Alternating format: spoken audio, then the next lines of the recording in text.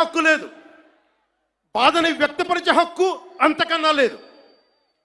భారతదేశంలో సెక్యులరిజం అంటే హిందూ ధర్మాన్ని దూషించు, అపహాస్యం చేయి, అన్య మతాలను వెనకేసుకొస్తే అది true secularism according to the so called pseudo secularist. The so-called secularists is what they say. You abuse Sanatana Dharma. Not even a word against Islam, not even a word against Christianity. You won't dare to do it. That's the definition of secularism for you people. దశాబ్దాలుగా చూస్తున్నాం, ఇదేం కొత్త కాదు. చట్టాలు కూడా పనిచేస్తాయా?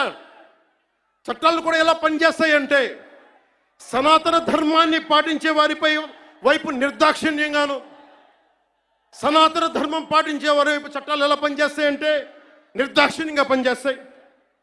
అన్య ధర్మాలు పాటించే వారిపై ఎక్కువ మానవత్వం, దయ చూపిస్తారు. ఇంకా దూషణ చేసే వారికి కోర్టులు రక్షణ కల్పిస్తాయి. అయిన వాళ్ళకి ఆకులు, కాని వాళ్ళకి కంచాలు. ఇప్పుడు అది కూడా పోయింది, ఆకులు కూడా పోయింది, చేతుల్లో పెట్టి నాక్కోమంటున్నారు సనాతన ధర్మాన్ని ప్రాక్టీస్ చేసేవాళ్ళు.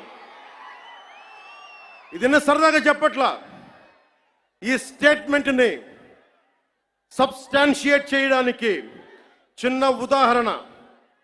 ఈ మధ్యన ఒక యువ నాయకుడు అన్న మాటలు, సనాతన ధర్మం ఒక వైరస్, దాన్ని అంతం చేస్తాం.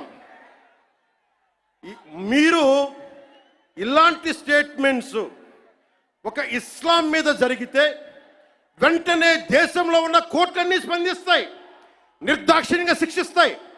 కానీ సనాతన ధర్మాన్ని బూతులు తిట్టండి, శ్రీరామచంద్రమూర్తిని పాదరక్షలతో కొట్టండి, అమ్మవారిని తిట్టండి, సరస్వతి అమ్మవారిని ఏదైనా చేయండి, ఒక్క కోర్టులు భయపడతాయి కోర్టులు కూడా.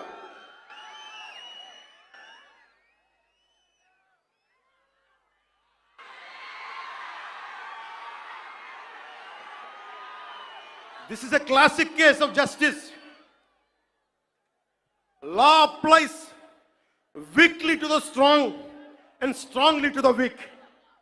This